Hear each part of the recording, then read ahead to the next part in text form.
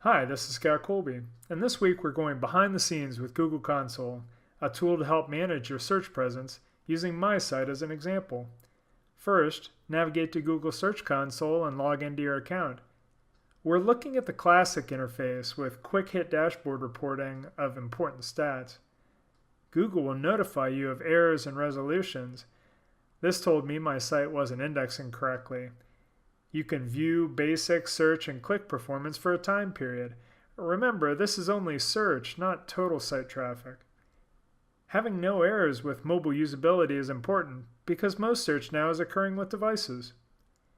Index stats will show pages previously indexed which are no longer resolving, meaning links lead to a page error. And once corrected on your site, Google will attempt to reindex. SITEMAPS tell Google what pages to look for and where to find them. Here I switched over to the new interface, very slick. You can see that I have some work to do to make sure all my posts appear in search. Some of my pages show no index, which tells Google to skip that page, which isn't good for business. It's always good practice to check how you're faring in all the major search engines. Often a small tweak means the difference between content that ranks and content never seen. Cheers!